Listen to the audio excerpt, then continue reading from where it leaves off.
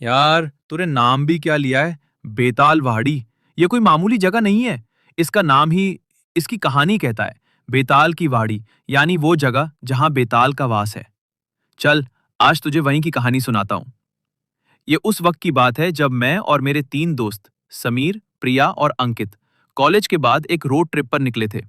जुलाई का महीना था। मॉनसून अपने जोरों पर था। हम मुंबई से पुणे की पुरानी हाईवे पर थे और शाम धीरे धीरे गिरने लगी थी। हल्की बारिश और कोहरे ने माहौल को अजीब सा बना दिया था। तभी एक पुराने जंग लगे साइन बोर्ड पर हमारी नजर पड़ी, जिस पर धुंधले अक्षरों में लिखा था बेतालवाड़ी। भाई ये कैसा नाम है? अंकित ने हंसते हुए कहा। चल के देखते हैं, क्या पता कोई एडवेंचर मिल जाए। समीर बोला, जो हम सब में सबसे ज्यादा दिलेर बनता था। हमने हाईवे से गाड़ी एक पतली कच्ची सड़क पर उतार दी। वो सड़क शायद ही कभी इस्तेमाल होती थी। दोनों तरफ घने पुराने पेड़ थे जो एक दूसरे में उलझकर एक सुरंग सी बना रहे थे। 5-7 किलोमीटर अंदर जाने के बाद हमें वो गांव दिखा, और उसे गांव कहना भी गलत होगा। वो एक वीराना था। मिट्टी के बने टूटे फूटे घर, दरवाजों पर लगे जंग लगे ताले और एक अजीब दिल दहला देने वाली खामोशी। हवा तक में एक भारीपन था, न किसी पंछी की आवाज, न किसी जानवर की। ऐसा लग रहा था मानो वक्त यहां आकर थम गया हो।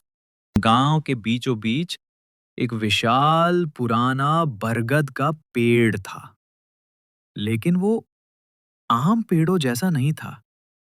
उसकी जड़ें जमीन से निकलकर वापस जमीन में जा रही थी, जैसे कोई दैत्य अपने पंजों से धरती को जकड़े हुए हो। उसकी शाखाएं हर घर की छत को छू रही थी। यार, यहाँ तो कोई नहीं रहता। चलो वापस चलते हैं, प्रिया ने घबराते हुए कहा। उसकी आवाज में डर साफ था। अरे डरपोक, बस एक पुराना पेड़ ही तो है। समीर ने मजाक उड़ाया और उस पेड़ की तस्वीरें लेने लगा। तभी हमारी नजर एक बूढ़े आदमी पर पड़ी, जो एक घर के टूटे हुए चबूतरे पर बैठा हमें घूर रहा था। वो गांव का इकलौता इंसान लग रहा था। उसकी आंखें धसी हुई थी और चेहरे पर अजीब सी उदासी हिम्मत थी। करके मैं उसके पास गया। बाबा, ये गांव खाली क्यों है? सब लोग कहाँ हैं? उसने एक लंबी ठंडी सांस ली और उस बरगद के पेड़ की तरफ इशारा किया। वो सब वही हैं, उस पेड़ में। क्या मतलब? मैंने हैरान होकर पूछा। ये बेताल का पेड़ है। उसकी आवाज कांप रही थी। सदियों पहले एक तांत्रिक ने एक खूंखार बेताल को इसी पेड़ में कैद कर दिया था।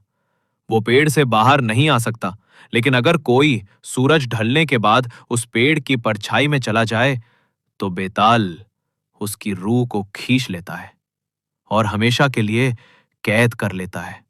वो रूहें आज भी उस पेड़ के इर्द गिर्द भटकती हैं। ये सुनकर हमारे रोंगटे खड़े हो गए। सूरज लगभग डूब चुका था और आसमान में नारंगी रंग की जगह अब गहरा नीला अंधेरा ले रहा था। ये सब बकवास है। समीर जोर से हंसा।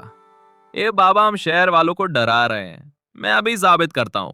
हम उसे रोकते। इससे पहले ही समीर उस पेड़ की तरफ भागा।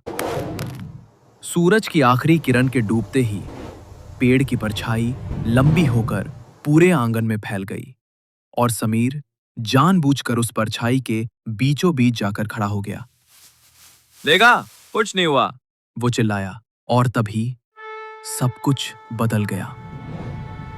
अचानक एक तेज बर्फीली हवा चली। उस बूढ़े बाबा की आंखों में खौफ तैर गया। वो चिल्लाया, भागो यहां से। समीर, जो हंस रहा था, अचानक पत्थर का बन गया। उसका चेहरा सफेद पड़ गया और आंखें ऐसे फैल गईं जैसे उसने दुनिया की सबसे खौफनाक चीज देख ली हो। उसने हिलने की कोशिश की, लेकिन उसके पैर जमीन पर जम चुके थे। स समीर, चल। अंकित चिल्लाया, लेकिन समीर कोई जवाब नहीं दे रहा था। हमें उस शांत माहौल में पत्तों की सरसराहट जैसी फुसफुसाहट सुनाई देने लगी। ऐसा लग रहा था जैसे हजारों लोग एक साथ कुछ बोल रहे हों और वो आवाजें उस बरगद के तने से आ रही थी। हमने देखा पेड़ की छाल पर एक धुंधला सा चेहरा उभर रहा था। उसकी आंखें नहीं थीं, बस दो खाली गड्ढे थे जिनमें से लाल रंग की रोशनी निकल रही थी।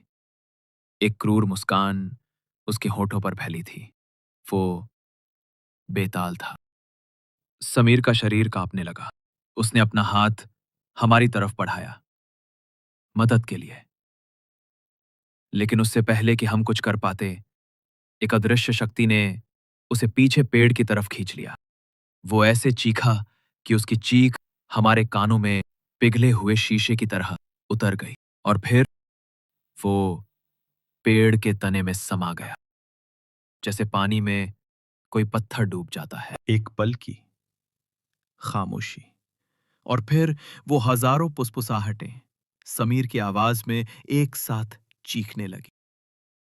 हम पागल हो गए। डर के मारे हम अपनी गाड़ी की तरफ भागे। पीछे मुड़कर देखने की हिम्मत किसी में नहीं थी। गाड़ी स्टार्ट की और उस कच्ची सड़क पर जितनी तेजी से भगा सकते थे, भगाने लगे। जब हम शीशे में देख रहे थे तो हमें उस बूढ़े आदमी के साथ एक और परछाई खड़ी नजर आई। वो समीर की थी, जो उस पेड़ की तरफ हाथ हिला रहा था। उसका चेहरा दर्द और खौफ से बिगड़ा हुआ था। हम उस रात कभी नहीं रुके।